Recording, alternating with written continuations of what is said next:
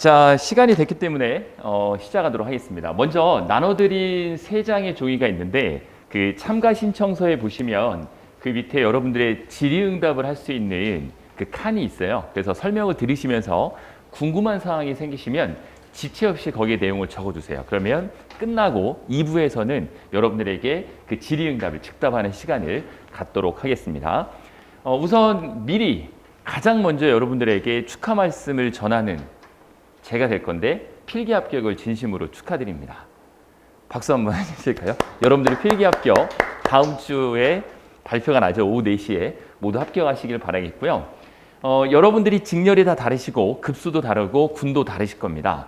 그래서 여러분들이 그런 내용을 알려주셔야 여러분들이 보다 많은 정보를 알아갈 수 있으시니까 최대한 저는 공통적인 내용을 오늘 말씀을 좀 드릴 거고, 지금 시간이 4시 정각이니까 앞으로 1시간 동안 한 50분에서 1시간 정도 구몬 면접에도 쭉 말씀을 드릴 거예요. 그리고 끝나고 나면 바로 여러분들이 개별적으로 궁금한 내용을 옆에 있는 분도 분명히 궁금해 하시는 내용일 거예요. 그래서 같이 한번 해결해보는 그런 시간을 갖도록 하겠습니다. 자, 그래서 1부와 2부, 1부는 구몬 면접이 이렇게 진행된다. 2부는 Q&A 시간으로 준비를 했고, 아마 그 유튜브를 통해서 많이 보셨을 거예요. 구몬 면접 어떻게 진행되는지. 오늘은 조금 제가 여러분들에게 전략적인 내용을 좀 많이 말씀을 드리도록 하겠습니다. 지금 오신 분들은 뒤에 3장 종이 그거 가지시고 잘 앉으시면 됩니다. 자, 좀 전략적인 부분을 한번 우리가 알아볼 건데, 많은 면접을 저도 봐왔고 여러분들 나이에, 그리고 제 나이쯤 되면은 또 면접위원으로도 많이 가서 많이 면접을 진행을 합니다. 다양한 면접을 했었어요. 저는 개인적으로 경영학을 전공을 했고 경상계열이다 보니까 은행 면접을 한때 많이 했었어요. 2000년대 초반에는 우리 여성 학생들이 은행에 들어가기 위해서 열심히 공부를 하고 수신 업무를 보는 그쪽도 면접을 많이 진행을 했었는데, 우리 공무원 면접은 확실한 거는 이런 은행이나 일반 기업체 면접하고는 분명히 다릅니다. 그걸 여러분들이 알아야 되는데, 그것만 알면 우리 면접 별로 어렵지가 않아요. 공무원 면접에 합격하는 유일한 방법, 이건 뭐 100%입니다. 어떤 방법이 있냐면 면접관이 여러분들의 아버지면 돼요. 여러분들의 아버님이 공무원 면접관으로 들어온다. 그 면접 아버지가 떨어뜨리겠어요? 싸우신 분은 떨어뜨릴 수 있겠지만 가급적 안 떨어뜨립니다. 여러분들이 갑을 관계가 없다라고 하는 우리 MZ세대인데, 갑을 관계는 없지만 실제로 면접 보는 그 10분 내에는 여러분들을 평가하는 사람이 있다는 거죠. 누군가 나를 평가하는 게 기분이 좋을까 나쁠까요? 별로 안 좋거든요. 사실 그 사람이 뭔데 나를 평가하겠어요? 나를 잘 모를 텐데. 하지만 이 10분이라는 시간은 여러분들이 모든 거를 철저하게 을의 입장에서 면접관에게 여러분들의 모습을 보여주셔야 됩니다.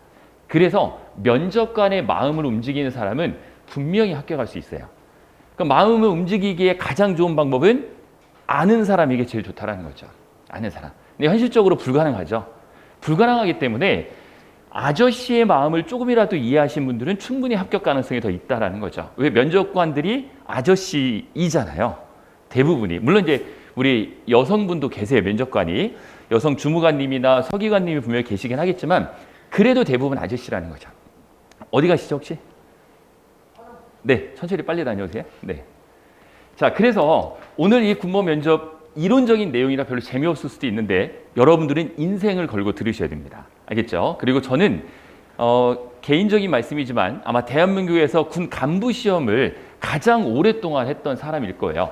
현역 군인들은 2년 주기로 교체됩니다.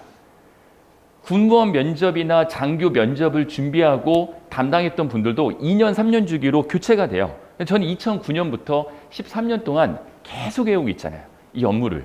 그리고 지금 박사과정에서 논문을 쓰고 있는 것도 우리 군무원 면접 이렇게 해서는 안 된다라는 그 내용을 가지고 채용 방식으로 연구를 하고 있어요. 그래서 내년에 논문이 나올 텐데 지속적으로 연구를 하고 여러분들에게 정보를 제공하고 있는데, 제가 많은 면접관들을 여러분들은 많이 봤을 거 아니에요. 아저씨들을. 너무 재미없거든요. 저녁에 저녁 먹을 때 너무 재미없어요. 그래도 이분들이 늘 하는 얘기가 있어요. 아, 군무원 이번에 뽑았는데 너무 나랑 안 맞는다. 일도 잘 안 하려고 하고 퇴근 시간 되면은 바로 퇴근만 하려고 하고 너무 큰일이다. 이런 얘기를 많이 하세요. 근데 실제 우리가 보기에는 그분들이 큰일이거든요. 그렇죠? 언제까지 그렇게 삶을 사실 거예요? 지금은 21세기이고 2020년이 넘었는데 그래서 이 군무원 면접 어떻게 진행되느냐, 일반 기업체랑 비교하면 무조건 떨어집니다. 그러니까 일반 기업체 면접에서는 여러분 모든 걸 잊으시고 한번 시작해 보도록 하겠습니다. 자, 군무원 면접은 여러분 먼저 오셨으니까 제가 결론부터 말씀드리면 제가 늘 강조하는 게 1번이에요. 단점을 보이지 마라.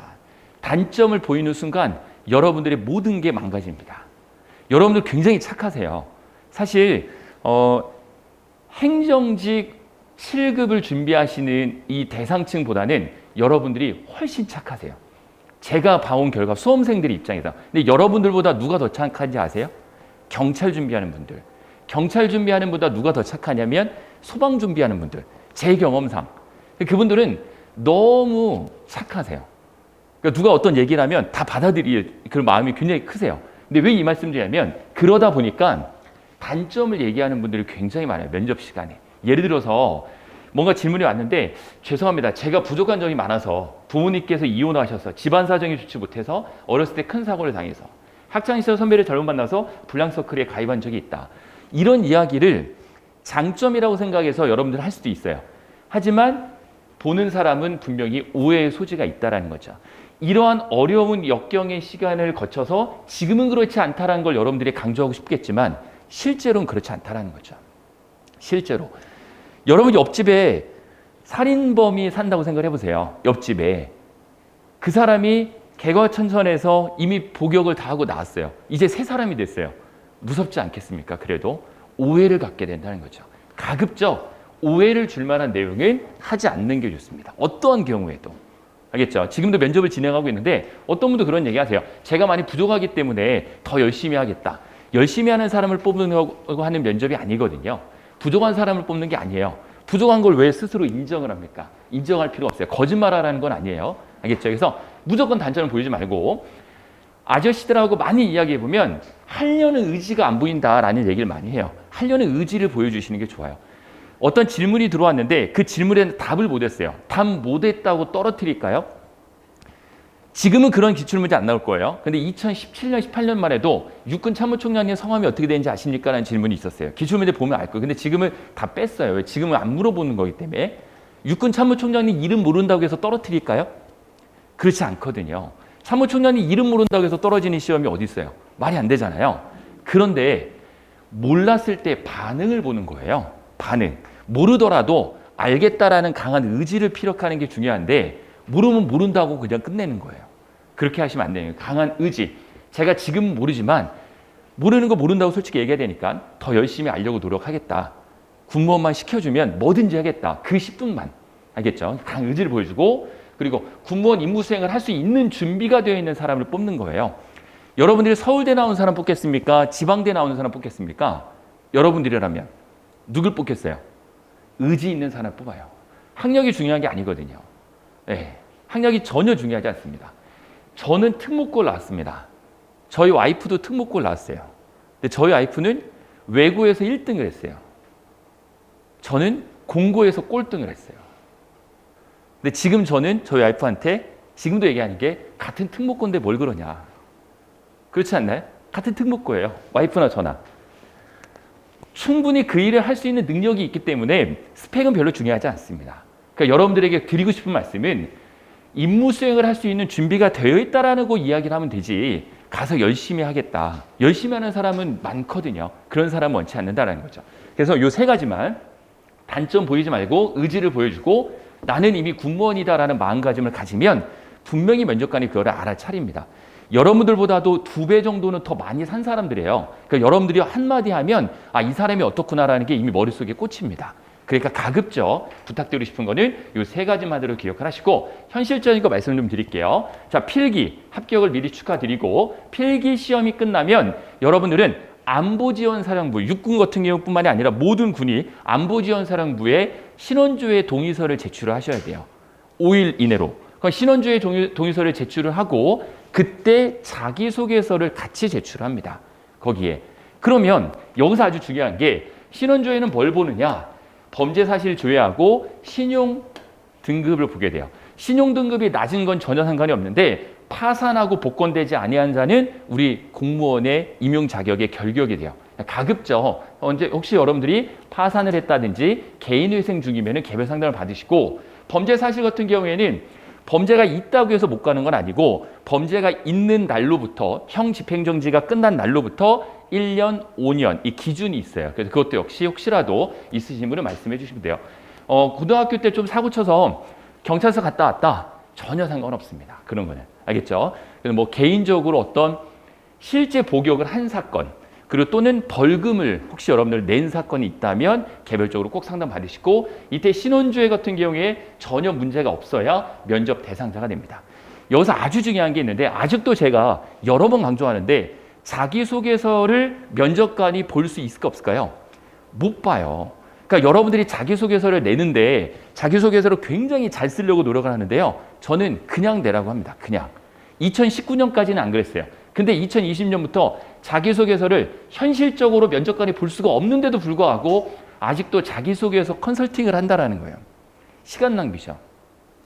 좀 전에 말씀드린 대로 신원조회에 대한 서류는 어디로 제출한다고요? 안보지원사로 제출을 해요. 그런데 여러분들의 실제 시험을 어디서 봐요? 인사사에서 보는 겁니다. 인사사령부에서. 해군 공군은 해군 공군본부에서 보는 거고 그럼 안보지원사로 제출된 이 서류가 인사사로 넘어올 수가 없거든요. 여러분 정보 자체가 전혀 보지 않습니다. 단 경체의 경우는 경력증명서는 보고 거기서 질문을 하게 됩니다. 하지만 우리 공채인 경우에는 1도 여러분들의 정보는 아예 알 수 없어요. 여러분들의 이름 이외에는 아무것도 모릅니다. 알겠죠? 그러니까 자기소개서를 더 이상 보고 자기소개서의 질문거리를 찾아가지고 연습한다? 전혀 의미가 없는 행동이에요. 확실하게 말씀드릴게요. 알겠죠? 어서 다른 어떤 이야기를 해도 팩트입니다.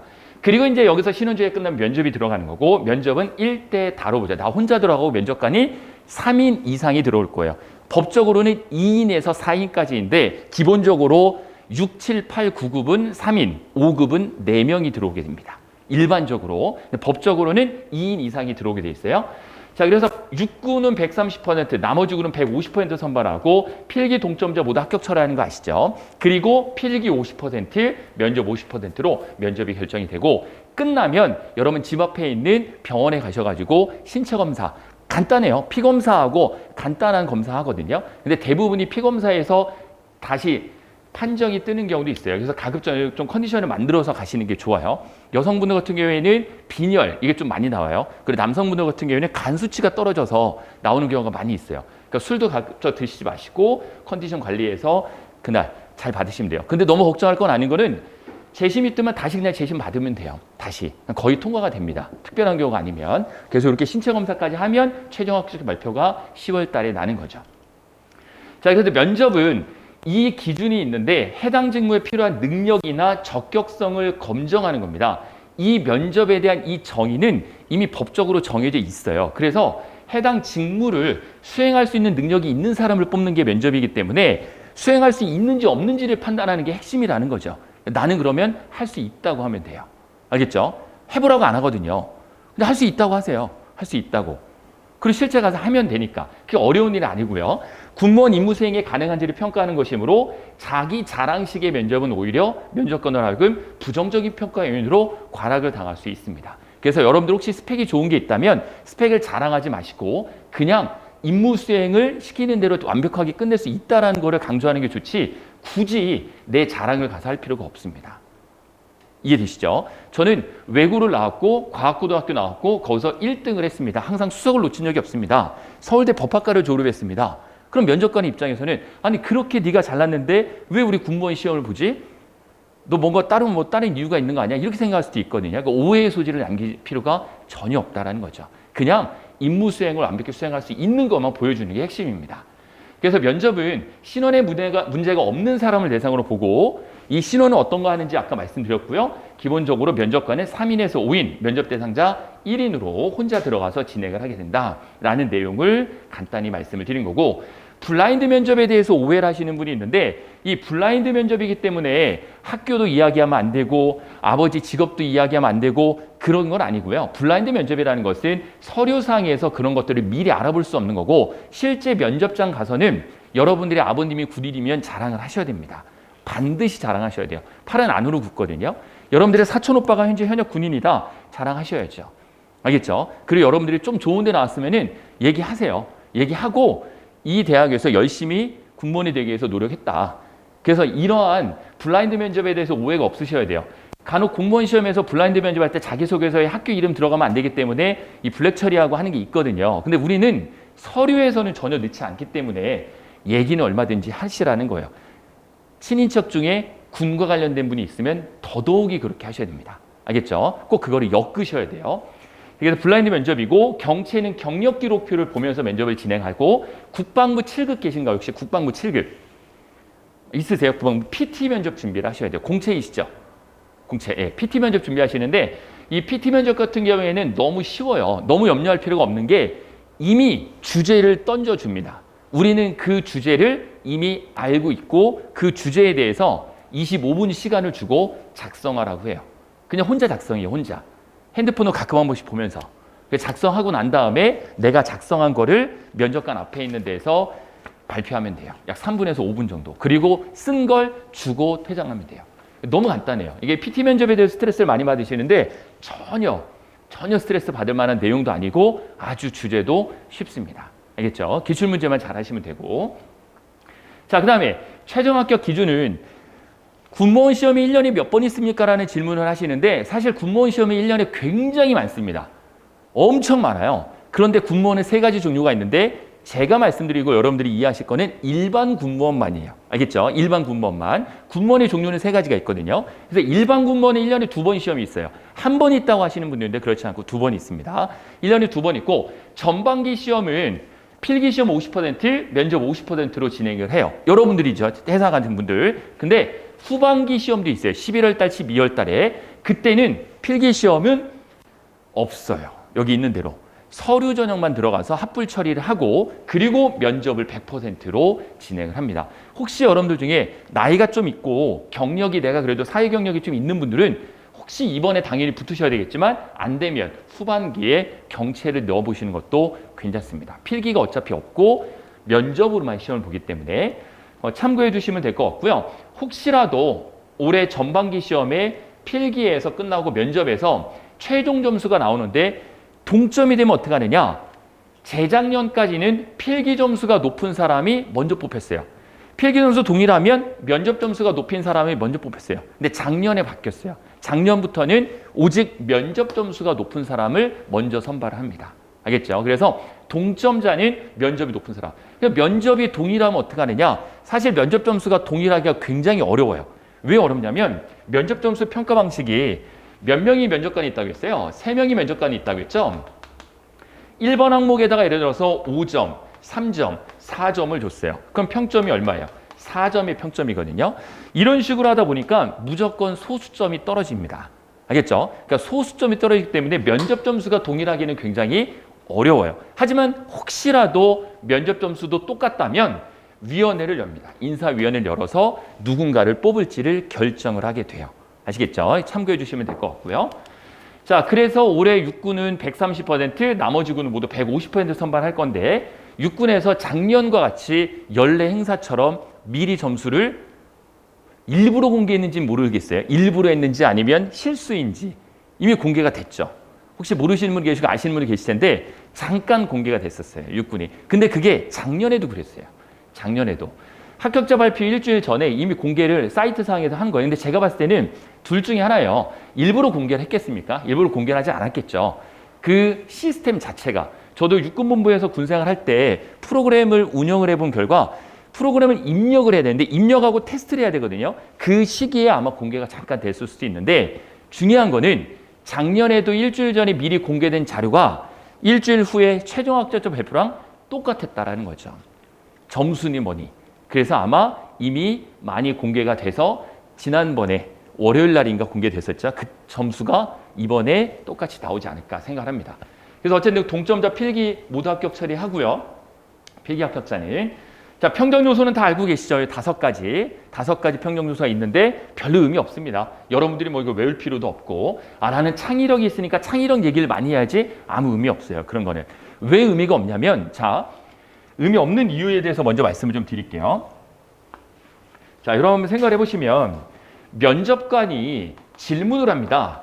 첫 번째 질문을 해요. 그럼 이 질문이 이 5가지 중에 어디 요소에 해당하는지 이거 의미가 없거든요. 이거 판단을 하지 않아요. 그러니까 다시 얘기하면 면접관이 나 이제 군무원으로서의 정신 자세를 질문해 봐야지 이렇게 하지 않는다라는 거죠. 그냥 면접관은 이 5개의 평정표 있다 보여드릴 건데 그 평정표에 여러분들의 전체적인 의견을 듣고 평정하는 거예요. 다만 2번에 있는 전문 지식 부분은 명확하잖아요. 근데 전문 지식만 끝나는 게 아니라 응용 능력도 들어가잖아요. 그래서 사실 하나하나의 질문에 대해서 5가지 별로 나누어지지는 않는다라는 거예요. 그래서 이 5개로 나누는 별로 의미는 없어요. 별로 의미는. 그래서 예를 하나 들어보면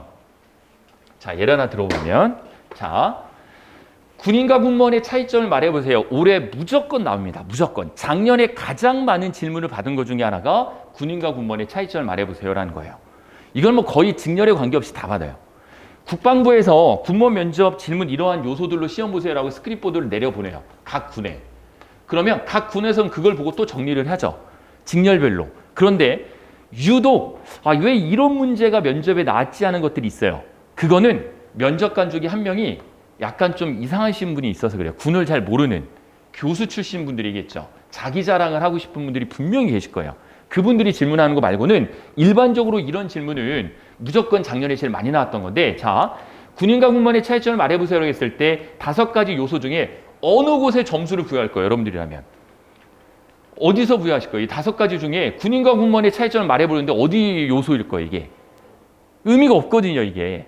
그러니까 여러분들은 이 내용 하나하나가 크게 의미 있는 건 아니다라는 거예요. 크게 의미 있는 거 아니에요. 그래서 예를 들어 군인과 군무원에 대해서 얘기를 했어요. 얘 뭔가 국가 간에 좀 확실하네? 그럼 여기에 좋은 점수 줄 거고, 근데 자신의 생각을 명확하게 논리적으로 표현하네? 그럼 여기로 들어갈 수도 있고, 얘기하는데 예의 품행이나 성실하게 보이네? 또 여기 들어갈 수도 있는 거 아니에요? 그래서 다시 결론을 내자면 이 5개를 구분해가지고 질문을 준비할 필요도 없고, 총체적으로. 근데 이거는 하나의 기회인데 잘 생각해 보세요. 자, 어느 질문이 하나 들어왔는데 그 질문에 대해서 내가 답을 못했어요. 그 질문에 대해 답을 했어야 되는데 내가 정말 기억도 안 나고 말을 좀 긴장해서 못했어요. 너무 염려하지 마시라는 거죠. 질문 하나에 대해서 답을 잘 못하더라도 크게 영향을 미치지 않습니다. 알겠죠? 그것 때문에 뒤에 질문까지 영향을 미쳐서 답을 못하게 되니까 그냥 하나의 질문에 대해서 답을 못했다면 그냥 못한 거예요. 나는 전체적으로 평가를 해야 되기 때문에 하나 질문 다 대답 못했다고 해서 그거 무조건 가주는 거 아니거든요. 아시겠죠? 전체적으로 큰 틀에 대해서 여러분 생각하시면 돼요. 자, 면접관 임의로 판단해서 5가지 평정하게 됩니다. 임의로 판단한다고요. 질문에 대해서 평정 요소가 따로 있는 게 아니다라는 걸 꼭 기억을 하셔야 돼요. 하나의 질문에 답을 못한다 해도 평정 요소 5가지 중에 하나의 요소가 가가 되는 건 아니기 때문에 답을 못한 질문이 있으면 다른 질문에 대해서 차분히 복구할 수가 있다라는 말씀을 드리는 거예요. 사람의 5대 감각 중에 가장 중요한 게 시각이죠. 그 다음에 청각입니다. 그리고 누군가를 만났을 때 그 사람을 인지하는데 7초 만에 그 사람의 대부분을 인지하고 약 10분 안에 이 사람의 거의 대부분을 파악을 해요. 중요한 건 이게 첫인상인데 첫인상을 바꾸는 데는요 엄청난 시간이 걸립니다. 여러분 부탁드리고 싶은 거는 제가 나눠드린 프린트물에 아이스 브레이킹에 대한 거와 1분 스피치에 대한 부분은 아주 중요해요. 아주 중요해요. 알겠죠? 왜냐하면 아까 말씀드린 대로 전체를 관장해서 평정하기 때문에 아이스 브레이킹에서 여러분들이 조금 이상하게 대답을 한다. 이거 뭔가 문제가 있는 거예요. 이미 뇌에 그렇게 꽂힙니다. 가급적 아이스 브레이킹 연습이 그냥 허투루 보내지 마시고 가장 첫 번째 요소다 생각하고 제일 중요한 겁니다. 그리고 제일 마지막에 하고 싶은 얘기 있습니까? 추가로 할 말 있나요? 라고 했을 때 이때 마지막 멘트도 굉장히 중요해요. 왜? 채점하는데 바로 직전 질문이기 때문에 중간에 어떤 거 저런 거 이런 거는 중요하지만 이거와 이거에 비해서는 크게 중요하지 않습니다. 군인과 군무원의 차이점에서도 얘기 못한다고 해도 이 사람이 뭔가 하고자 하는 의지가 있다면 뽑아준다라는 거예요. 충분히. 그러니까 가장 중요한 게 아이스 브레이킹과 1분 스피치 하는 거 그리고 마지막 하고 싶은 질문은 무조건 준비를 해가세요. 이것만 해도 반은 충분히 연습해 가시는 거예요. 자, 그 다음에 누가 면접관으로 그럼 들어오냐? 면접관이 누구냐? 뭐 이건 제가 유튜브 통해서 역시 계속 말씀드렸지만 기본적으로 21조 2항에 보면 해당 직무 분야에 관한 전문적인 학식이나 능력을 가진 사람, 시험 출제에 관한 전문적인 지식을 가진 사람, 임용 예정 직무에 대한 실무에 정통한 사람이 면접관이 됩니다. 현역 군인, 결론 말씀이 현역 군인, 그리고 필기 시험도 현역 군인이네요. 필기시험도. 이번에 저희 회사에 입사하신 분이 계신데 학교 이름 얘기하면 W대학교 군사학과 교수님인데 계약 기간이 끝나서 이번에 저희 회사로 오셨어요. 저희 회사로 오신 분이 필기시험 출제위원이었어요. 필기시험. 면접도 물론 했지만 이렇게 현역 군인분이 그분은 그때 학사였대요. 학사.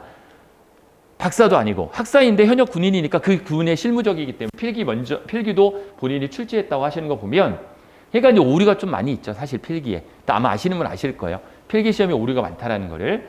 자, 그래서 어쨌든 이런 분들이 오세요. 결론은 군인 무조건 포함됩니다. 그리고 공무원, 일반 공무원, 다른 행정기관 소속 공무원, 민간 전문가, 교수. 그러니까 대부분 여러분이 이렇게 생각하시면 돼요. 가운데 군인이 있고 왼쪽에 군무원이 있고 오른쪽 교수가 있구나. 이렇게 생각하는 게 마음 편합니다. 알겠죠? 그중에 이상한 질문을 누가 한다고요? 교수님이 하세요. 교수님이. 자신을 자랑하고 싶어서 뭔가 하고 가야 되잖아요. 돈 많이 받으시거든요. 면접 가면. 그러니까 가급적 우리가 그 이상한 질문 기출문제가 나왔다고 해서 너무 두려워할 필요는 전혀 없습니다. 또 그것 때문에 그걸 또 준비할 필요도 역시 없죠. 일반적으로 준비하는 게 제일 좋아요. 자, 면접관을 잘 만나면 좋은 점수를 받을 수 있나요? 라는 건데 반은 맞고 반은 틀리네요. 죄송합니다. 네. 반은 맞고 반은 틀려요. 무슨 얘기냐면 자, 여러분 한번 생각을 해보세요. 우리 이거 면접을 정말 잘 생각하셔야 되는데 자, 해군, 공군, 국방부 같은 경우에는 몇 명 안 뽑아요. 그러니까 예를 들어서 해군에서 군수나 몇 명 안 뽑잖아요. 그러니까 하루에 다 볼 수 있어요. 하루에 그분들 다 만날 수 있어요. 면접 대상자 분들을. 근데 육군 같은 경우에는 해군, 공군, 국방부에 비해서 10배가 넘어요. 그러니까 면접을 볼 때 차량직을 한번 예를 들게 차량직이 작년에 대박이었죠. 1000명 뽑았어요. 971명 작년에.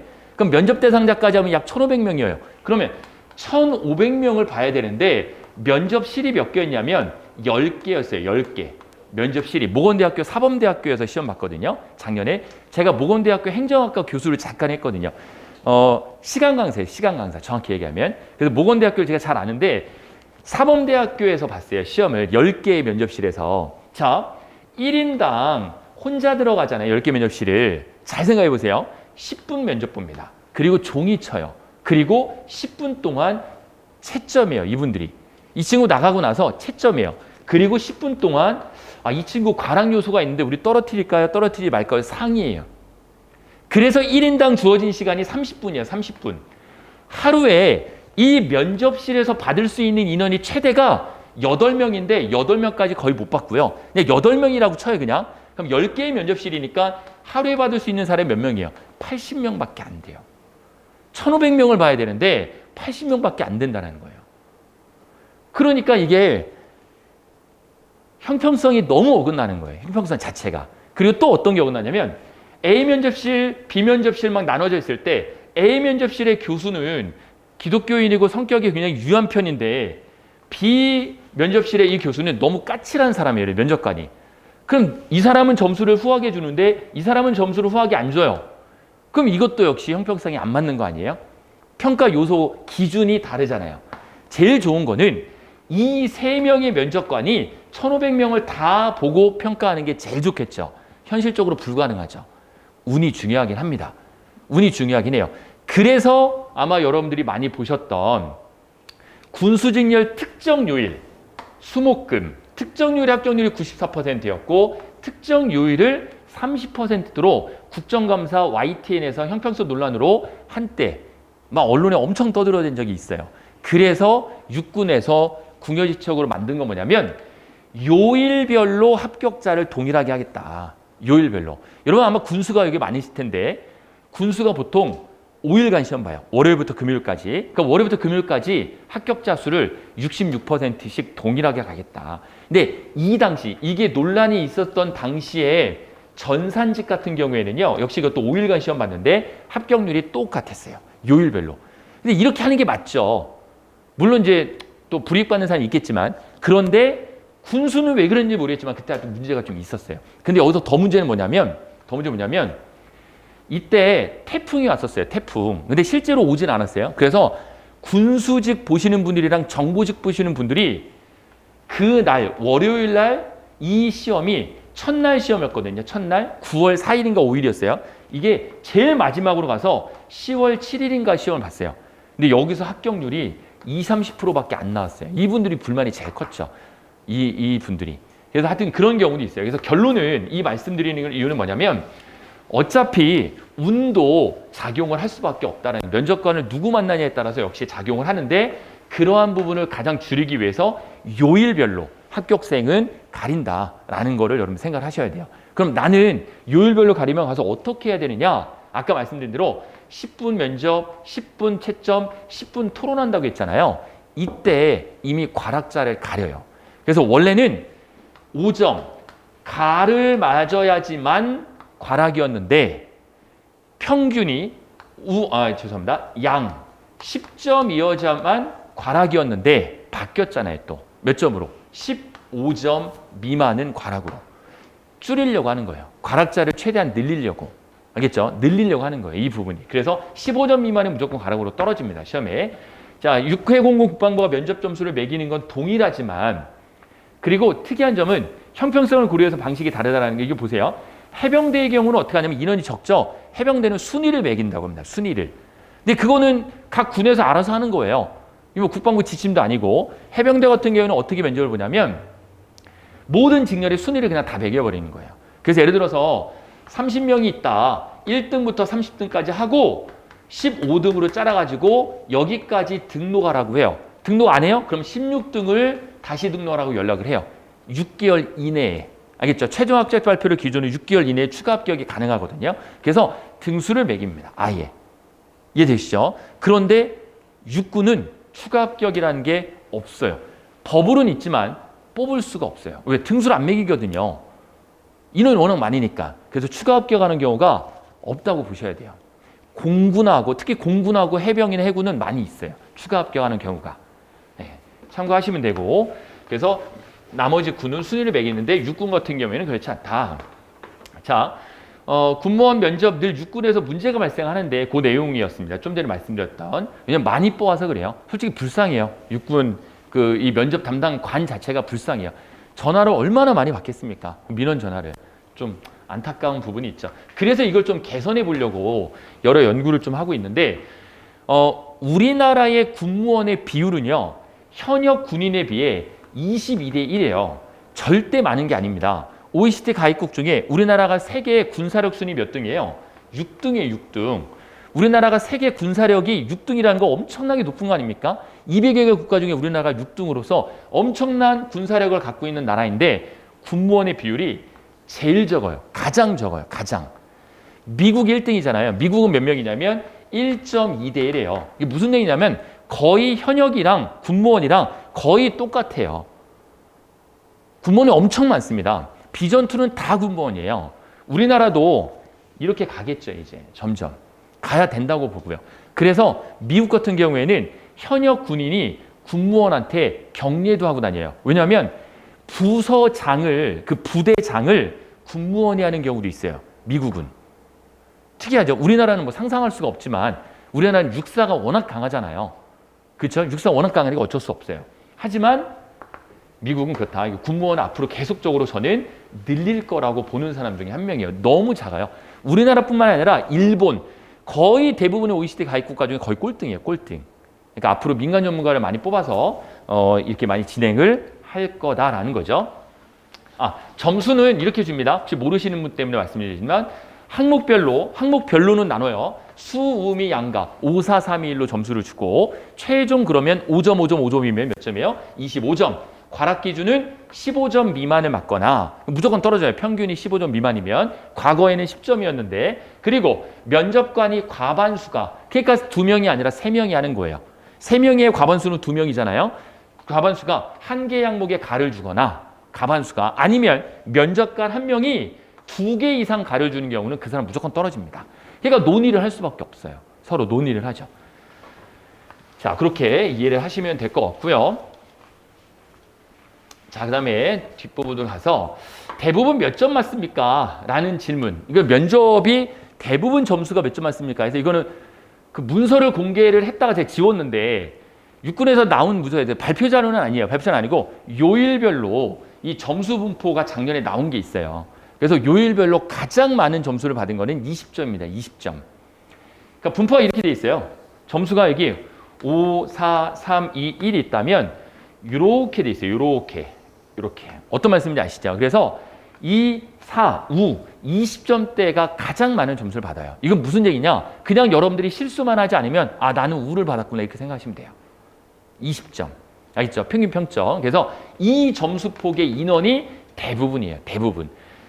자, 과락을 시키는 경우에는 사유를 써야 됩니다. 쓰는 걸 좋아하겠습니까? 안 좋아하죠. 근데 좀 뭔가 문제가 있는 경우는 사유를 쓰죠. 질문에 대한 답을 못 한다든지. 그 대부분 미를 줘요. 그런 친구들은. 근데 떨어뜨릴 사람들은 상의를 해가지고 과락을 시키고요. 대부분 우를 주는 경우가 제일 많다는 거고 항목별로 우 5가지 평균 조사니까 20점을 맞는 학생이 가장 많다라고 생각하시면 됩니다. 20점을 맞는 학생이. 자, 한번 예를 들어 볼게요. 또 한 가지는 자, 군법 면접으로 역전이 가능한가라는 질문이 있는데 많이 질문하시는 거예요. 요거부터 설명드릴게요. 경찰 시험은 면접 비중이 25%밖에 되지 않습니다. 변별력도 굉장히 작아요. 소방은 10%밖에 안 되는데 이거 개선된다고 하더라고요. 이제 뭐 바뀌었대요. 25% 늘었다고 하는데 뭐 정확한 건 저도 모르겠고 어쨌든 경찰이나 소방은 면접 비중이 이거밖에 되지 않아요. 그러니까 결국은 뭘로 평가할 수밖에 없어요. 필기. 필기가 높으면은 면접 그냥 가서 욕만 하지 않으면 거의 붙는다라는 이런 인식을 많이 갖고 있는데 우리 군무원은요 과거에 100%였어요. 그러니까 면접은 필기는 패스페일이었어요. 필기는 패스만 하면 면접으로만 가지고 뽑았단 말이에요. 그게 불과 몇 년 안 돼요. 그래서 이 면접이 그나마 50%로 변경이 됐는데 이 내용을 한번 설명을 드려보면 자 필기는 몇 점 만점이에요? 100점 만점이죠. 면접은 몇 점 만점이에요? 25점 만점이에요. 100점, 25점. 그래서 이게 토탈 125점 만점이라고 하는 분이 계시더라고요. 그렇지 않고요. 그렇지 않고 125점 만점이 아니라 필기가 100점 만점이면은 나누기 2 해가지고 이거 50점 만들고 면접이 25점이 이거는 곱하기 2 해가지고 50점 만들어가지고 평균은 100점이 맞습니다. 알겠죠? 확실한 거에 125점이라고 하는 분이 있으면 그건 잘못된 정보예요.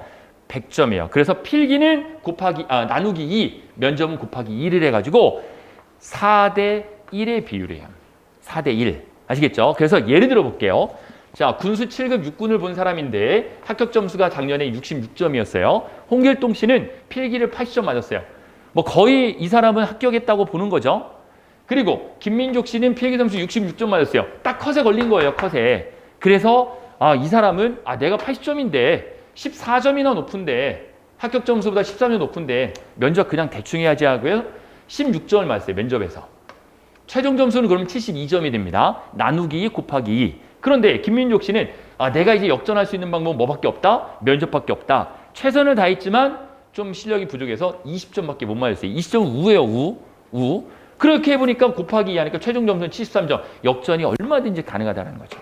커뮤니티를 보면 저는 자주 보진 않지만 보면 필기 점수가 20점 이상 높은데도 떨어진 사람이 있고 합격에 컷에 걸렸는데도 붙은 사람이 엄청 많아요. 저희하고는 마찬가지예요. 네. 그러니까 필기 점수에서 여러분들이 할 수 있는 거 필기 점수가 좀 낮다라고 생각하면 역전할 수 있도록 최선을 다하셔야 되고 어느 정도 필기 점수가 높다라고 하면 과락당하지 않도록 면접을 보시는 게 중요합니다. 그 내용이 바로 이 내용인데 자 모든 직렬이 다 그런 건 아니고요. 내 점수가 필기 컷에서 20점 이상 높으면 그 사람은 면접을 어떻게 준비하는 게 좋냐면 과락만 면할 수 있는 면접을 준비하는 게 제일 좋아요. 괜히 오버해가지고 과락당할 수 있으니까 과락만 면할 수 있도록 아시겠죠? 근데 아주 낮은 자세로 과락만 면할 수 있도록 필기 점수가 8점 이상 높으면 컷에서 높으면 일반적으로 우를 받을 수 있는 면접을 준비하는 게 제일 좋습니다. 아주 튀려고 하지 말고 그냥 무난하게 평이하게 면접을 준비하는 게 좋아요. 근데 필기 점수가 8점 미만이 높다. 필기 컷보다 8점 미만 높다. 그러면 수를 맞는 전략으로 열심히 면접을 준비해야겠죠. 물론 이거는 필기 합격자가 몇 명이냐에 따라 좀 달라요. 1.3배수, 1.5배수인데 이게 갑자기 막 2배수였을 때랑 1.3배수였을 때는 달라요. 왜냐면 어차피 뽑아야 되는 인원은 정해져 있거든요. 면접관은 네가 뽑히든 관련이 될까 안 될까요? 아무 의미 없어요. 그냥 면접관은 누군가를 뽑으면 돼요. 정해진 인원대로. 그래도 누군가를 뽑으면 되기 때문에 나는 뽑히기만 하면 되지 1등으로 뽑힐 필요가 전혀 없습니다. 1등 하려고 하지 마시고 그냥 이 전략을 잘 세워서 나는 면접을 무난하게 봐야지. 나는 면접에서 역전할 수밖에 없다. 그런 전략을 잘 세우셔야 돼요. 이번에 군수 7급 육군이 69점이라는 얘기가 있죠. 합격 컷이. 여러분 혹시라도 여러분 점수가 69점이라면 최선을 다해서 면접 볼 수밖에 없죠. 역전이 가능하거든요. 그러니까 점수를 따져보는 거예요. 필기 비율을 기준으로 해서 보세요. 69점이면 요번에 1.6배수가 뽑혔다 그러면 이런 식으로 따져보는 거예요. 69점인데 내 점수도 69점이에요. 그럼 나는 면접에서 15점부터 25점까지 있는데 내가 15점 받으면 이건 무조건 떨어지는 거죠. 맞죠? 무조건 떨어지는 거예요. 그러면 20점을 받으면은 어느 정도 역전할 수 있을까? 25점 받으면은 무조건 합격하는 건데 20점 맞으면 과연 합격할 수 있을까 없을까를 이 배수에 따라 좀 고려를 해봐야 된다는 거죠. 이 배수가 예를 들어서 1.4배수였다. 그럼 20점 맞아도 될 거고요. 이 배수가 1.9배수였다. 그럼 20점 맞아도 떨어뜨릴 수도 있거든요. 떨어질 수도 있어요. 그러니까 이런 것들 좀 여러분들이 분석을 직렬마다 잘 해보시고 개별적으로 궁금한 사항은 제가 한번 말씀을 좀 드려보도록 할게요. 필기 합격 비율을 반드시 고려하시고 시험 장소는 아래와 같습니다. 근데 코로나로 인해서 장소를 잘 안 빌려주기 때문에 아마 올해도 이렇게 될 가능성이 높아요. 작년에 코로나 시국에도 여긴 빌려줬거든요. 그래서 국방부는 서울 캠퍼스 용산에서, 모건대학교 사범대 육군은, 해군 공군은 같이 시험 봅니다. KT 인재개발위원회하고 대전의 괴정동이라는 데 있어요. 서구 괴정동. 거기서 시험 보고, 해병대 같은 경우에는 화성시에 본부가 있기 때문에 화성시에서 면접을 봅니다. 그리고 경체의 경우에는 부대에서 진행해요. 해당 부대에서. 혹시 여러분들에게 경체가 있다면 여기서 진행하지는 않는다. 이렇게 보시면 되고, 면접 일정은 다 아시죠? 이때 시험을 보는데 태풍이다, 코로나 등으로 변동될 수 있다는 거 참고하시면 되고, 합격자 발표가 8월 19일인데 바로 9월 5일부터 면접이기 때문에 실제로 9월 5일 쪽에 어떤 직렬이 가느냐가 좀 관건이 되겠죠. 근데 일반적인 사례로 보면 많이 뽑는, 인원이 많은 직렬을 먼저 시험을 봐요.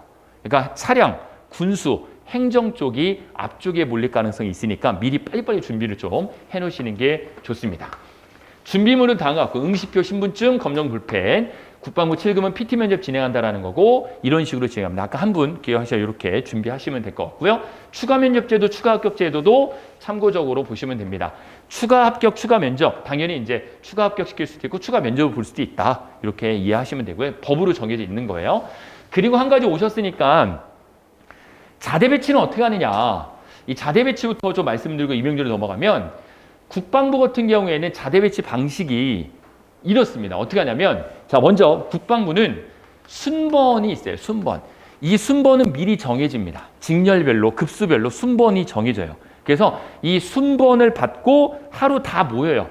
오리엔테이션을 해요. 가서 약 50분 정도 오리엔테이션 듣고 직렬별로 나눠요. 소그룹으로 나눠져요. 그래서 거기서 순번대로 1순위이신 분이 어디 부대 가시겠습니까? 제가 지금 뭐라 했어요? 어디 부대 가시겠습니까? 이 부대를 본인이 그 자리에서 결정해버리는 거예요.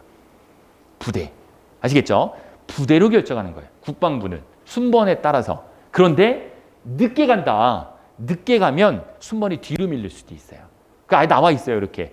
늦게 가면 안 돼요. 지각하시면 안 돼요. 그리고 대리 참석이 가능합니다. 국방부 하시는 분들 참고해 주시면 되고, 자, 육군 공군 같은 경우에는 성적에 따라 나눠져요. 과거에는 필기시험으로 했다가 최종 성적을 했다는데 지금은 최종 성적으로 합니다. 알겠죠? 최종 성적으로 본인이 가고 싶은 부대를 10개를 적어가지고 시 단위예요. 이거는. 그래서 이거는 지역을 결정해요.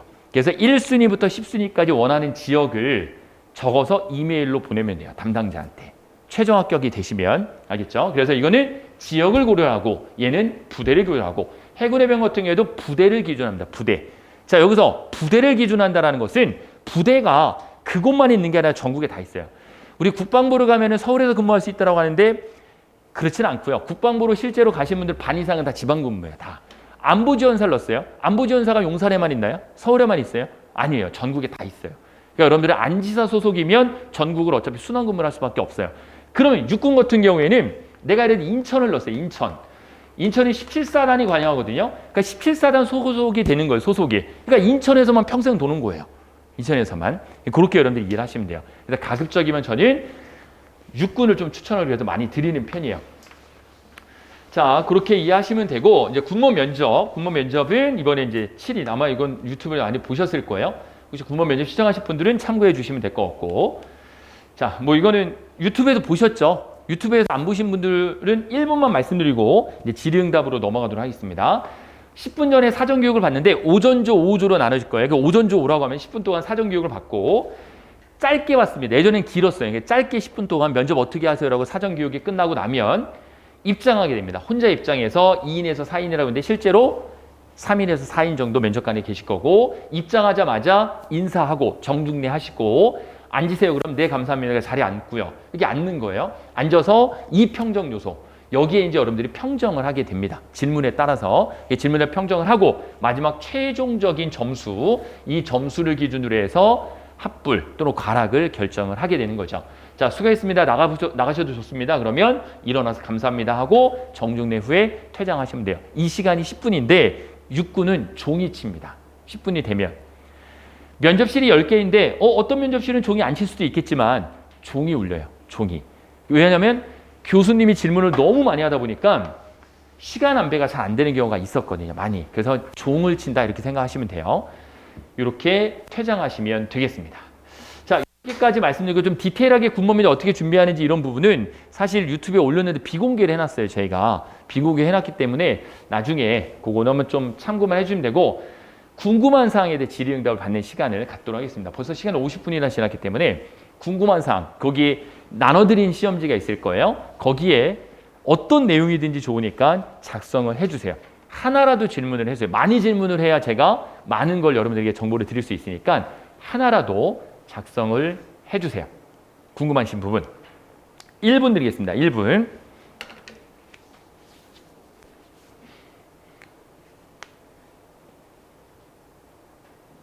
네, 판단하세요.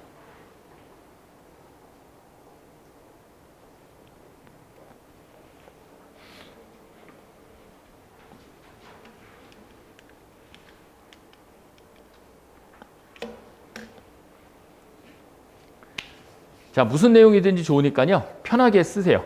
편하게 물어보시면 제가 자세히 답을 드리겠습니다.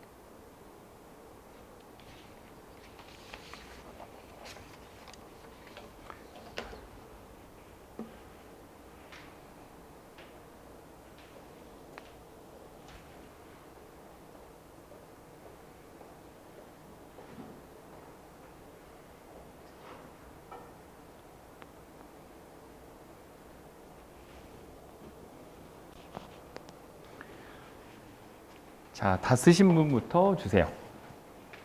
굳는 거 없어요? 네. 저한테. 한번 바꿔드릴게요. 그래요?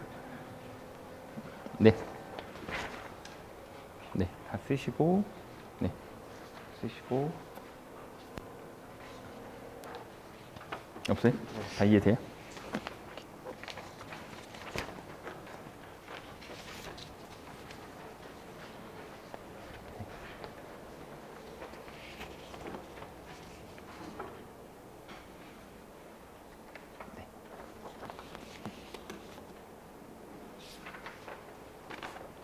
궁금 없어요?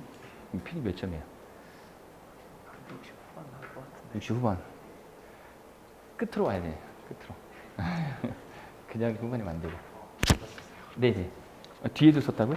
아, 위에다가 써가지고. 예, 예, 괜찮습니다. 네, 예, 위에.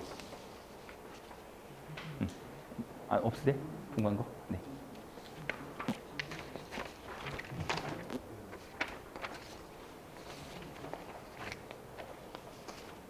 죄송한데 어제랑 물어봐. 네, 네, 네, 네, 그냥 주시면 돼요. 요것만 한 장만.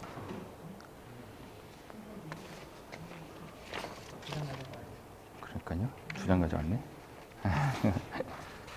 네, 그래서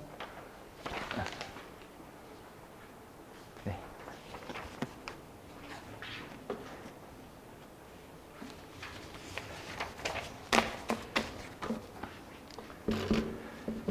자, 궁금한 사항에 대해서 이제 답변을 드릴 건데 그 전에 다음 주에 이제 합격자 발표가 나면요.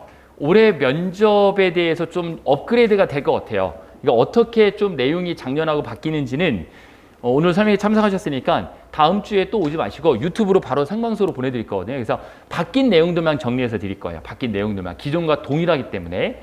그래서 바뀌는 건 분명히 있을 것 같아요. 올해 면접이 기존하고 좀 다르게. 그래서 그건 내부적으로 좀 물어봤던 내용인데 디테일하게는 못 알려주시더라고요. 그래서 좀 바뀌는 내용이 있으면 바로 다음 주 그 19일 날 설명회 때 좀 말씀드릴 테니까 그건 꼭 한번 유튜브로 시청을 하시기 바랍니다.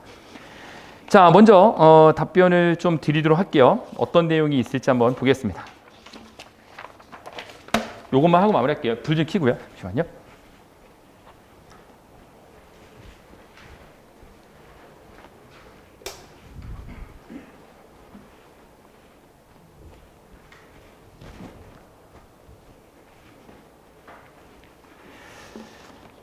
자, 그러면 2부에서는 질의응답을 받는 시간 갖도록 하겠습니다. 자, 답변을 드리는 동안에도 궁금한 사항 있으면 얘기를 하세요. 알겠죠? 편안하게 하시면 되겠습니다. 자, 먼저 네, 고양시에서 오신 게 아니군요.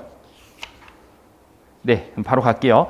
차량직 전공 질문, 전공 문제 비율, 자기소개서 내용이 1분 자기소개에서 이야기할 수 있어서 준비해야 되는 어차피 준비해야 되지 않나 그런 거에 대해서 물어보려고 하거든요. 좋습니다. 차량직 전공 질문에 대해서 준비해야 되지 않냐 이거죠. 그러니까 차량직 전공직은 예를 들면은 한 8문제 질문에 나오면은 한 5문제가 전공 질문 문제로 나오는 건가요? 어떻게 되는 거예요? 좋은 질문이죠. 그거부터 답을 드릴게요. 자, 면접실마다 다릅니다. 결론은. 그러니까 정해져 있는 게 없어요. 전공 질문을 몇 문제가 받겠느냐. 정해져 있으면 그거들을 하겠죠. 정해져 있지가 않아요. 운이에요. 작년에 윤신모 양이 있어요. 작년에 군수에서 전공 질문이 조금 어려웠거든요. 전공인 질문을 많이 했어요. 뭐 내부 조달, 외부 조달도 많이 비교해서 물어보기도 하고, 그리고 SCM이나 ERP가 뭐냐는 질문을 전공들 많이 했는데 이 친구는 한 문제도 안 받았어요.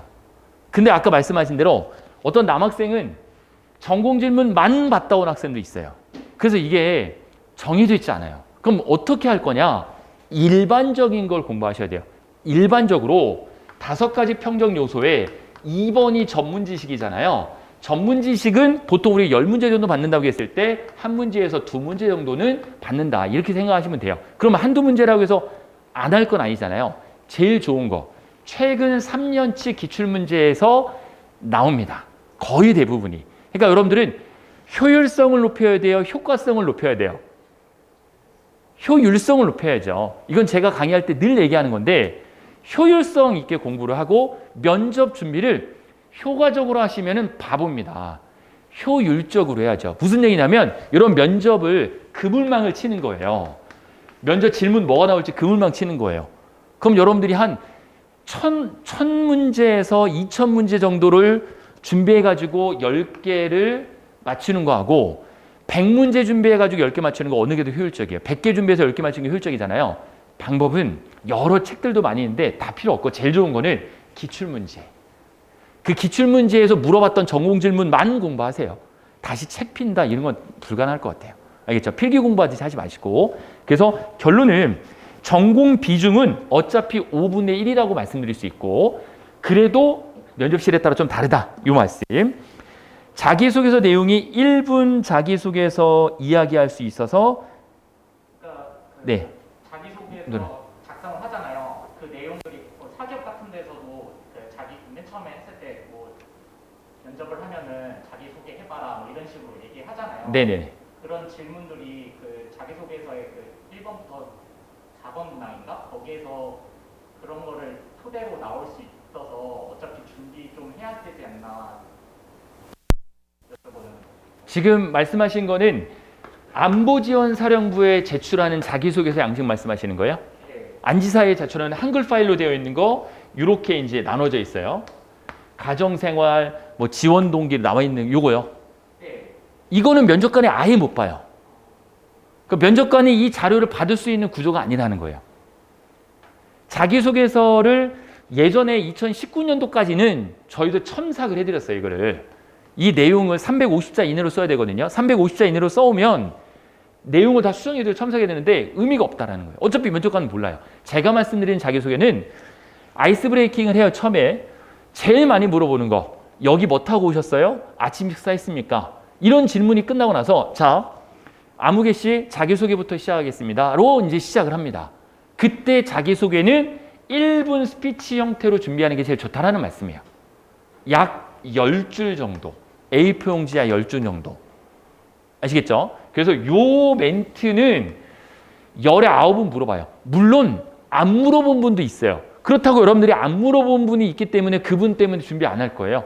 나오는데 일반적인 걸 하시라는 거예요. 저는 특이한 것 때문에 그분 이야기를 듣고 하지 마시고 일반적으로 무조건 시작은 아이스 브레이킹하고 자기소개로 되어 있어요. 이게 일반적인 거예요. 그리고 마지막 멘트 물론 물어볼 수도 있고 안 물어볼 수도 있는데 준비 안 할 거냐는 거예요. 그래서 물어보거든요. 안 물어보는 경우는 시간이 없는 경우. 작년에도 그랬어요. 그래서 어떤 경우도 있었냐면 지원 동기 위주로 자기소개를 얘기해 보세요. 이렇게도 얘기했단 말이에요. 시간이 없으니까. 빨리빨리 끝내기 위해서. 그래서 자기소개서는 이거는 안보지원사로 제출하는 거고 내가 얘기하는 건 인사사 주관이기 때문에 이 작성한 대로 스피치할 필요는 전혀 없다라는 말씀을 드리는 거예요. 자, 답이 되셨는지 모르겠네요. 이해되시죠? 또 추가 질문 있으면 말씀을 해주시기 바랍니다. 자, 그 다음에 국방부이신 것 같아요. 국방부. PT만, PT 제가 글씨를 잘 못 읽나요? 뭐 쓰는데 PT 어느 분이시죠? 네, 뭐죠 이게? PT? PT 하잖아요. 네, 네. PT 말고 위에 질문도 진행이 되는 거죠? PT만 하고 그냥 나가는 거예요? 아, 네. 2번이에요, 2번. 2번 하는데 지금 면접실을 가서 PT를 먼저 할 가능성이 높아요. 그 PT를 먼저 하는 이유는 25분 동안 시간을 주고 쓰고 쓴 걸 갖고 들어가서 PT를 하고 PT가 끝나면 이 종이를 줘야 돼요. 면접관한테. 그리고 그 다음에 이제 면접이 진행이 되는 거예요. 압박 면접이. 이렇게 될 가능성이 높아요. 순서가 바뀌기에는 좀 어려워요. 바뀌면 한번 끊고 가야 되거든요. 이거 써야 되니까. 그래서 아마 이 순서대로 그 면접실을 그냥 진행을 할 가능성이 지금까지 그래 왔고요. 이 질문도 마찬가지예요. PT 질문도 기출문제로 하면 돼요. 그냥. 뭐 새로운 거 있을 만한 게 별로 없어요. 네. 그리고 시사적인 부분은 작년에는 안 물어봤는데 올해는 일부 나올 거예요. 그리고 9급하고 7급은 시사 문제는 준비할 필요 없습니다. 안 나옵니다. 알겠죠? 시사에 대해서 이렇게 막 집중적으로 알려주면 이런 데 있는데 안 나오는데 뭐라 해요? 그리고 아예 법에 돼 있어요. 5급만 나와요. 5급만 시사는. 그리고 작년에는 5급도 시사가 안 나왔어요. 저희가 이거 엄청 먹었어요. 재작년까지 5급은 시사 위주로 물어봤거든요. 작년에 5급 시사가 안 나왔어요. 네. 이게 참 위험한데 저희도 뭐 갑자기 안 내는 거 어떻게 해요? 해마다 냈었는데. 그래서 시사 절대 안 나오니까 우리 성렬이 형이 재난 지원을 잘 하든 안 하든 여러분 아무 의미 없다라는 거죠. 알겠죠? 시사에 대해서는 여러분들 혹시 5급이 아닌 이상 준비하지 마시고 그 다음 얘기해주세요. 뭐라고 썼는지 글씨 뭐라고 썼는지 그 다음 두 번째 이거 심리학 필기보건이요? 심리학 없습니다. 죄송해요. 네. 심리학은 복원된 게 없고 안보지원사 예하부대 예하부대가 어떤 곳이 중요한 게 아니라 내가 소속이 안보지원사가 되면 안보지원사 내에서 돌기 때문에 5년 이내에 순환보직을 하게 돼 있어요. 국방부는. 그래서 5년 이내에 돌아요. 근데 어느 정도 시간이 지나면 그 자리에 정착은 시켜주긴 하지만 일반적으로 처음엔 돌 수밖에 없어요. 그럼 처음에 선택은 안지사로 하는지 본인이 결정해야 돼요. 777로 할지 사이버 정보사로 할지 한미연합사로 할지 본인이 결정하셔야 돼요. 본인이 그걸 결정하는 거예요. 모여가지고 그 자리에서. 순번을 매겨서 1순위, 2순위, 3순위를 매기거든요. 개인의 순서를 먹여요. 그래서 내가 1번이면 나 사이버 정보사로 가겠다. 인기 많거든요. 왜냐면 무조건 용산 근무거든요. 사이버 정보사는 용산밖에 없어요.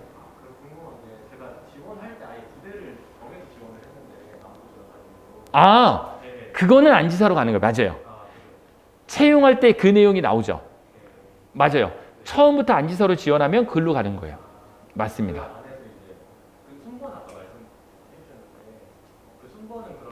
별로 의미 없죠, 그거는.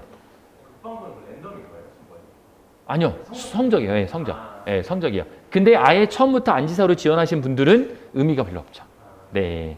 전국으로 돌아요. 어쩔 수 없어요. 네. 그리고 예, 순번까지 말씀을 드렸고, 자, 그다음에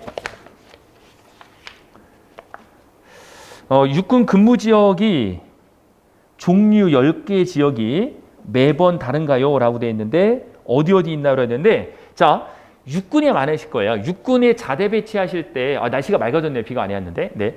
자, 육군이 자대 배치할 때 지역 선택을 하잖아요. 이거는 시 단위로. 알겠어요? 도 단위도 아니고 시 단위. 광명시, 시흥시, 인천시 이 리스트가 나와요. 이 리스트가 쭉 나오고 여기에서 10개를 고르라고 합니다. 여기서. 이 리스트는 매년 바뀌죠. 매년 바뀌어요. 요번에 제주시가 없는데 제주시 원래 육군이 없죠. 제주시가 없는데 제주시 넣을 필요가 없잖아요. 그 해에 TO가 있는 시가 쭉 나오는 거예요. 이게 아예. 그래서 이거는 시 단위. 이해되시죠? 답변이 되셨죠? 시 단위다라고 어디 있냐는데 육군은 전국에 다 있습니다. 다 있어요. 전국에. 그래서 어느 특정 지역을 말씀이 좀 그러고 다 있다고 보시면 되고 최종 점수는 최종 합격하면 같이 나오나요? 안 나옵니다. 점수는 비공개예요. 면접 점수는 공개하지 않아요. 알겠죠? 그래서 최종 점수는 안 나오고 작년까지 결과를 보면 다른 분들은 근무지 지망을 어떻게 결정했다고 하나요? 아, 근무 지역이요? 네. 네네네.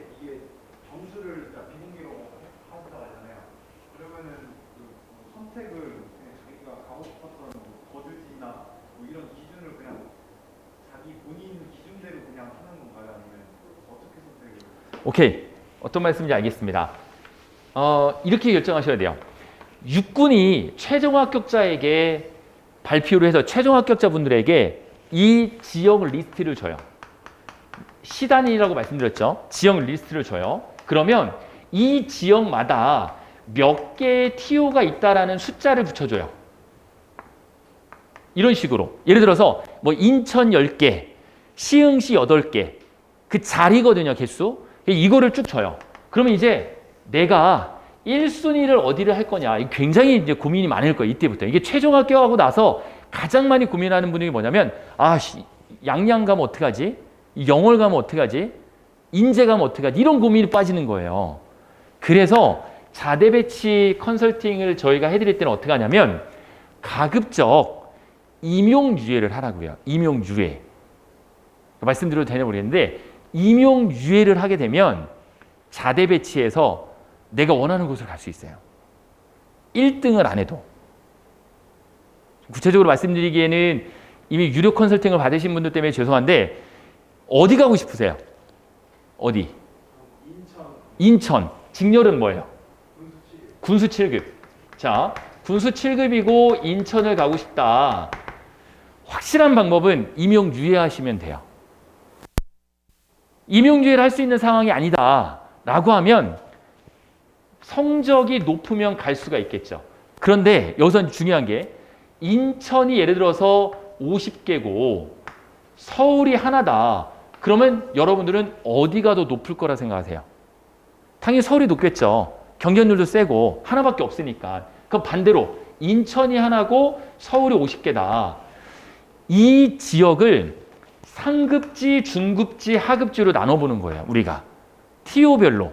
그래서 사람들이 가장 많이 선호하는 지역. 그럼 이거는 어떻게 할 수 있냐? 과거에 작년, 재작년에 수험번호를 보면 그 수험번호가 앞에 두 자리가 지역이거든요. 그 지역마다 어디 지원했는지를 다 파악할 수가 있어요.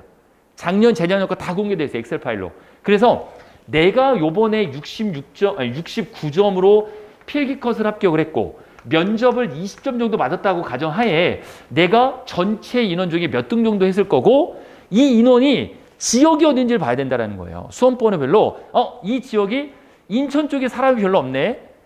부산이나 경남 쪽에 사람이 많이 합격했는데 이걸 확인한 다음에 그 지역은 그 지역으로 가겠죠. 갑자기 부산 사람이 인천 안 올 거 아닙니까? 그걸 파악하는 게 중요해요. 그래서 그거를 저희 컨설팅을 해드리고 상급지로 들지 중급지로 넣을지를 결정을 해야 돼요. 네. 성적이 좀 낮으면 처음부터 상급지 넣으면 안 되게 이거 넣으면 바보죠. 서울 넣으면. 근데 대부분의 분들은 모르니까 서울이 있네. 1순위 서울 넣어요. 작년에도 서울이 있었거든요. 수도군단도 있었고 수방사도 있었는데 무조건 1순위를 서울 넣으면 그 사람이 1순위 기회를 잃어버리는 거예요. 그러니까 그런 사람들이 성적이 높지만 떨어지고 해서 강원도 가는 거죠. 누군가 가야 되니까. 그래서 가급적이면 합격자들의 지역 분포도를 분석을 해서 대전에 이번에 합격생이 많이 없는데 대전에 자리가 좀 있구나. 대전 사람들은 대전 넣는 게 좋겠죠. 결정을 그런 식으로 좀 디테일하게 봐야 돼요. 그래서 지역이 10개 종류 매번 다르고 최종 점수는 안 하고 이제 매년 근무 지역은 이렇게 결정을 하시면 됩니다. 그래서 다른 건 필요 없이 면접 최선을 다해서 보시고 면접을 좀 잘 보신 다음에 점수 높은 게 좋으니까 그리고 지역 선택, 자대 배치 컨설팅을 받으시는 게 제일 좋아요. 분석을 해드리니까. 네. 자, 그렇게 생각하시면 되고요. 네. 그 다음에 인성 질문의 비율이 높나요로 했는데, 자, 저희도 이번에 강의식에 진행하는데 인성에 대한 부분과 직무에 대한 부분으로 나눠가지고 강의식의 프로그램이 있긴 있어요. 그런데 사실 이 문제는 인성이다, 이 문제는 직무다라고 명확히 구분하기는 좀 어렵고요. 제일 좋은 게 뭐냐면 19년도, 20년도는 기출문제를 저희가 이제 순서를 정하지 않고 다 드려요. 근데 작년 21년 거는 인원별로 드릴 거거든요. 그러니까 A 학생이 10개의 질문 중에 무슨 질문을 받았는지 이런 식으로 드려요. 그래서 대략적으로 내가 이번에 가면 이 10개 정도 이런 질문을 받겠구나라고 하는 것들을 이해를 하실 거예요. 인성 질문이 많고 적고는 참 약간 어려워요. 그거는 따지기가. 왜? 이 질문이 순수하게 인성인지 적성은 포함되지 않는지 이게 구분하기가 좀 어려워서 말씀드린 거고 딱 인성 질문이 몇 프로다라고 말씀드리기는 조금 어렵다. 하지만 21년도에 말씀드린 대로 시험을 보고 오면 저희가 이제 그걸 봤죠. 뭐 물어봤는지. 그 질문에 대한 답변을 저희가 봤기 때문에 그 질문에 대한 답변별로 드리니까 그것만 보면 충분히 이해되실 거예요. 거의 그 정도 수준에서 나온다라는 거고. 자, 그다음에 면접 스터디 참가 수험생은 면접 준비할 수 있는지 궁금합니다. 소수 증렬은 전공 질문을 스스로 준비하나요? 이분은 어떤 분이죠? 소수 질문 어떤 거예요? 시설 엄청 많습니다. 네. 네? 기출 문제. 네. 작년에 시설 저희가 다 붙었어요. 다. 한 분도 안 떨어졌어요. 작년에 시설은. 기출 문제가 굉장히 많아요. 근데 이 면접 스터디는 뭐죠 이게? 참가 수험생 이게 뭐죠? 오늘 여기 온 사람은 좀 확인해 주신 게 있나 혹시 해서. 네. 죄송합니다. 네. 음료수 한 잔인데 드릴게요. 네. 네. 이게 스터디라고 생각. 설명에 참여하는 분. 네. 설명에 참여. 네. 그럴게요. 어쨌든 시설은 정말 많아요. 네. 그럼 뭐 염려할 필요 없어요. 거의 거기서 나온다 보시면 돼요. 네. 시설은 특히 저희가 많이 하는 게 있거든요. 많이 하는 게 군수, 차량 굉장히 많아요. 군수, 차량, 행정. 그리고 시설도 많은 편에 속하고 통신, 전자, 항공 이런 쪽이 좀 많이 있으니까 그런 질문들을 많이 저희가 확보를 했고 많이 드릴 거예요. 자, 그 다음에 TO가 뜨고 근무하기 좋은 곳은 어떻게 알 수 있나요? 그러니까 군인을 알면 좋아요. 차량직이 있는데 이분은 차가 많은 데가 좋을까요? 적은 데가 좋을까요? 차량직 김지훈 씨? 네. 차가 많은 데가 좋을까요? 적은 데가 좋을까요? 근무어서요? 아니요. 이거 물어보셨잖아요. 근무하기 좋은 곳은 어떻게 알 수 있나로 돼 있잖아요. 차량이 많은 곳이 편할까요? 적은 곳이 편할까요? 적은 곳이 편하죠. 네. 적은 곳이 편해요. 차량이 많으면 관리할 것도 많아요. 그럼 그 차량에 따라서 군무원 TO가 정해져 있으면 좋은데 그렇지 않을 경우가 많아요. 그러니까 네. 그거를 이렇게 좀 알려줄 수 있나요? 이렇게. 저희가 아는 범위 내에서는. TO가 뜨고 이렇게 운행하면 알려줄 수 있나요? 그렇죠. 지역 선택할 때 컨설팅 할 때 저희가 그런 거 하는 거예요. 그거에서 디테일이 들어가가지고 그건 충분히 알 수 있죠. 네, 그럼요. 그럼 그런 거를 해드리기 위해서 하는 건데요. 네. 지역은 어디? 아, 부산이세요? 부산이시군요. 좋습니다. 부산에서 오늘 올라오신 거예요? 아, 그래요? 음료수 2개 사드릴게요. 네네. 일이 있어가지고 왔다 갔다 하는데. 아, 네. 그 전문 용어로 이제 심리학 용어로 아다리라고 하거든요. 네. 아다리가 딱 맞으셨군요. 알겠습니다. 차량 직렬로 비전공이고 그리고 무경력인데 이것에 질문이 오면은 대처 방법이 어떻습니까? 솔직할 수밖에 없는 거죠. 비전공인데 정비하실 거예요, 운영하실 거예요, 본인은? 운전 쪽으로 갔어요. 그럼 운영. 그럼 그쪽을 피력할 수밖에 없죠. 운전면허증이 있잖아요. 운전면허증이 없는데 운영할 수는 없고 정비는 안 해봤으니까 정비한다고 할 수 없잖아요. 운영 쪽으로 이야기를 하는 거죠. 차량에 관심이 많고 차량 운전하는 거를 좋아했다. 아니면 오늘부터라도 대리운전이라도 하세요. 알바로. 괜찮아요. 운전직이 있었던 거니까. 그렇게 본인만의 스토리를 만들어 가야 될 것 같아요. 차량으로 면접 A, 면접 강의식 중 추천하는 건 무엇인가로 했는데 개인적으로 차량은 질문이 이렇게 어렵지가 않아요. 전공 질문이 좀 어렵거든요. 차량은. 예, 실린더 교체하는 방법에 대해서 설명하시고 이런 것들이 있어요. 그래서 개인적으로는 면접 A를 더 추천을 합니다. 강의식 같은 경우에는 조금 소수이거나 조금 질문에 대해서 답을 하기 어려운 것들은 강의식을 듣는 게 좋고. 좋습니다. 네, 그리고 거의 마무리가 돼가는데요. 네, 자, 대화 자세, 톤, 말의 빠르기, 모범답이 궁금합니다. 자, 누가 봐도 이 사람은 군무원다운 사람을 뽑겠죠. 그렇지 않겠습니까? 그러면 사투리를 쓰는 것도 다리를 떠는 것도 이거 별로 좋은 방법은 아닐 것 같고요. 말이 빠르든 말이 느리든 그 모범 답안이기보다도 그 분위기에서 맞춰가는 게 더 좋을 것 같아요. 그러니까 예를 들어 면접관이 성격이 급한 사람일 수도 있고 MBTI가 E일 수도 있고 I일 수도 있잖아요. 그 사람에게 맞춰주는 게 제일 좋은 거예요. 그런데 불가능하니까 누가 봐도 군무원스럽게 이야기하는 게 제일 좋을 것 같아요. 대화 자세, 톤, 말이 빠르기 마찬가지예요. 그런데 확실한 거는요. 말이 좀 빠르든 자세가 좀 불량하든 뭔가 좀 부족해도 의지랑 단점을 보이지만 않으면 충분히 뽑는다라는 거죠. 우리가 스튜어디스 면접 보는 게 아니에요. 자세, 인사법 이런 거 안 봐요. 부탁드리고 싶은 거는 스피치 학원 가서 그런 거 공부할 필요가 1도 없습니다. 아예 안 보거든요. 아예 안 봐요. 아예. 그러니까 굳이 그거를 공부할 필요는 없다고 저는 봐요. 예. 차라리 국가가 남북한을 공부하는 것이 낫죠. 자, 면접 프로그램 C 스텝 3 이미지 코칭은 어떤 식으로? 저희 이제 이미지 강사님이 3분이 계신데 아예 안 하긴 그래서 특강을 합니다. 특강. 그래서 이미지 강사님 이러면 면접 학원에서 오신 분들이요. 그분들 오셔가지고 시간페이 드리고 특강해달라고 하는 거예요. 그래서 이 3분이 각각 주제를 다 나눠요. 예를 들어 어떤 분 같은 경우에는 보이스 위주로 본인이 좀 목소리가 작고 말을 좀 더듬는다. 그러면 이제 그분 거 들으시면 돼요. 또 어떤 분들은 외형적인 부분, 어떤 분들은 자세에 대한 부분 이렇게 나눠가지고 그 중에 한 분을 선택해서 이미지 특강을 들으시면 돼요. 이해되시죠? 예, 그렇게 해서 들으시면 되고 군수 7급 69점 1.3배수 컷인지 따로 상담드리겠습니다. 오케이, 네, 그렇게 하시죠. 임용 유예 후에 임용 안 될 시 자격 취소 여부. 임용 유예를 하면 어떤 식으로 하는 거냐면 임용 유예는 연 단위로 합니다. 1년 할지 2년 할지 본인이 희망하는 기간을 먼저 설정을 해야 돼요. 이해되시죠? 그러니까 임용 유예서를 제출을 할 때 나는 1년간 유예하겠다, 2년간 유예하겠다를 미리 여러분들이 설정을 해서 그 기간 동안 유예를 하는 거고 이 시기가 돌아오면 연락이 와요. 연락이 와서 선생님 이제 임용 오셔야죠. 지역은 여기입니다. 자대는 여기입니다. 라고 해서 이때 갈 수밖에 없어요. 아시겠죠? 그러면 자대 배치를 안 받고 임용유예를 해야 되겠죠.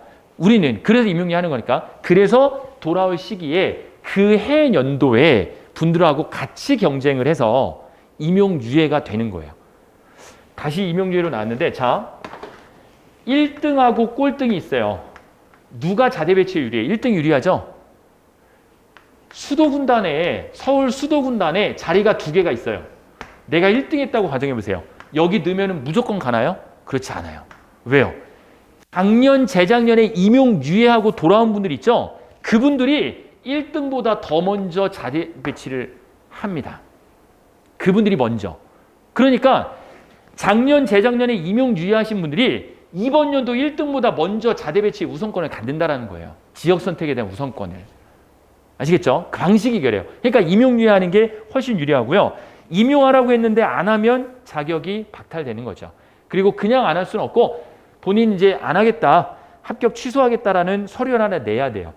확인서를. 그걸 내면 이제 자격이 취소가 되는 거고, 면접 강의 시간이나 일정은 저희 유튜브 한번 참조해 주시면 되고, 수사직 질문 면접 강의도 있습니다. 작년에 수사직 우리 김수빈 학생, 우리 여학생인데 김수빈 학생이 행정직 9급 합격했다가 대학생이신데 법전공도 아닌데 갑자기 수사 또 필기를 봐서 합격을 했어요. 김수빈 학생. 수사 면접도 당연히 붙었고, 그래서 수사도 역시 진행을 한다라고 말씀을 드리겠습니다. 자, 어느 정도는 다 말씀을 좀 드린 것 같아요. 추가적으로 궁금하신 부분 있으시면 네. 네, 그 면접을 기출로 준비하라고 했잖아요. 네네네. 기출로 이렇게 제공해 주니까 네. 그 전공 질문도 촬영하는 같은 경우. 엄청 많습니다. 아, 네. 네. 전공 질문 답변 나는데 너무 오래 걸릴 거예요, 시간이. 그래서 저희는 드리는 게 기출 문제밖에 안 드리기 때문에 안 달 수도 없죠. 네. 그리고 마지막으로 음. 그 제가 운전 쪽으로 가고 싶다고 했는데 그 헤드 그 엄청나게 큰 차 있잖아요. 그 전차 이동하는 탱크요? K9 자주포? 헤드? 그러니까 전차 이동하는 그런 차량. 싣고 다니는 차요? 네네네. 예, 예. 그거를 이렇게 제가 들어갔을 때 구급으로 들어갔을 때 이렇게 운영할 수 있게 되는 건가요? 아니요. 그렇게는 안 되죠. 아, 그걸 선택할 수 있는 게 아니에요. 예. 그걸 선택할 수 있는 게 아니라 본인이 지역 선택은 해요. 그럼 17사단으로 예를 들어 아까 됐다고 했어요. 부평이나 시흥 쪽에 그 수송대가 있거든요. 가면 그 17사단 내에서도 어디로 갈지 몰라요. 그래서 그 중에 하나의 부대로 들어갔는데 그 부대에서 어느 차를 운전할지는 그때 인사 담당자의 판단에 따라 달라져요. 그때 인사 담당자한테 얘기해야죠. 저 큰 차를 몰고 싶다. 그리고 어차피 17사단 내에서 계속 로테이션 돌기 때문에 언젠간 운전하겠죠. 언젠가는. 그러니까 제가 이렇게 좀 자신이 없다 하면 이렇게 좀 큰 차를 그러니까 아, 자신 있고 없고는 안 돼요. 그걸 얘기할 수가 없고 교육받아요, 가면. 네. 어차피 다 교육받고 다 하게 돼 있어요. 네. 나는 이 차는 너무 커서 운전 못 한다. 그러면 그럴 수는 없어요. 네. 그럴 수는 없어요. 아까 전에 그 면접 볼 때 그러면은 차량 경우에는 정비 쪽으로 가고 싶으면 그런 거를 그때 어떻게 되는 거예요? 아니면은 별로 의미는 없어요. 네. 별로 의미는 없어요. 저희 부대 가서 인사 담당 거기에 그렇죠. 그때 어필하면 돼요. 예. 근데 아까 말씀하신 것 중에 무경력이고 전공도 안 했는데 어떻게 정비할 거냐라는 거에서는 저는 운영 쪽으로 충분히 하고 싶다. 그때 얘기를 하라는 거예요. 그때. 근데 거기서 나는 무조건 운영할 거다 그렇게 얘기할 필요는 없고요. 네, 물어보면. 이 인사 담당자랑 얘기해야 돼요. 인사 담당자랑. 아까 여기 썼던. 예. 또 궁금하신 부분.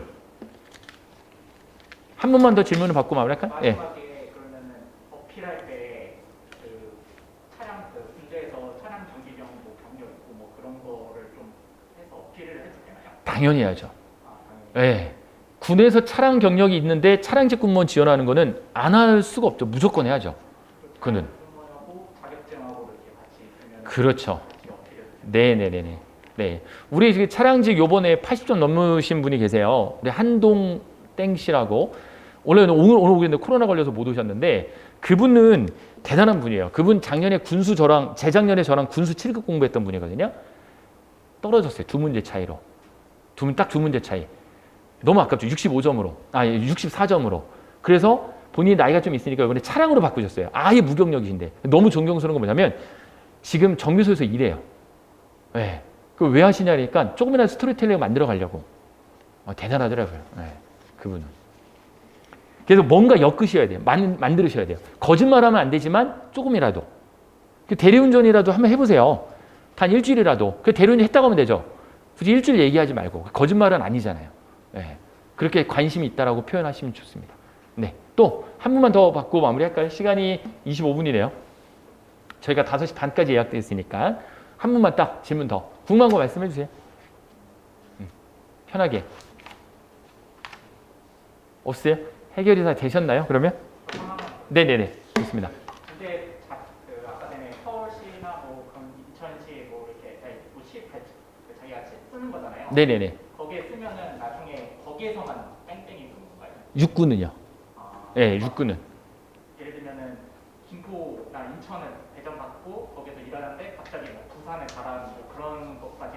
파견 이외에는 없죠. 예, 육군은요. 예, 육군은. 본인이 희망해서 파견 가는 경우는 있어요. 국방부로. 그런 경우는 갈 수도 있고 아니면 본인이 예를 들어서 특정한 어떤 기술을 갖고 있는데 이 기술을 요하는 어떤 자리가 있어요. 그런데 내부 모집을 하죠. 내부 모집. 그런데 파견 갈 수는 있죠. 네. 그거 이외에는 지역별 순환이에요. 권역별 순환이라고 얘기하거든요. 대학교 쓰는 것처럼 약간 눈치 싸움 하면서 써야 되는. 엄청난 눈치 싸움을 해야죠, 사실. 예. 근데 그냥 무조건 1순위 무조건 서울 쓰는 사람들이 너무 많아요. 예. 바보 같은 짓입니다. 절대 그렇게 하시면 안 되고. 자, 되셨나요? 네. 다 이해되시죠? 다시 말씀드리지만 다음 주 발표하는 것 중에 면접 사항이 변경되는 게 분명히 있을 거예요. 그거는 따로 제가 정리해서 유튜브에 올려드릴 테니까 그거 보시고 또 궁금한 거 있으면 연락 주시고 등록 잘 하셔야 돼요. 합격자 발표가 나고 5일 이내에 등록하셔야 돼요. 서류 잘 내셔야 돼요. 챙겨야 될 서류가 굉장히 많습니다. 아시겠죠? 그거 잘 챙기셔가지고 서류 빠뜨려서 불이익 받는 일이 없도록 하시고 이번 면접 꼭 합격하셔가지고 군무원으로 꼭 잘 생활을 하시길 바라겠습니다. 수고하셨습니다. 네.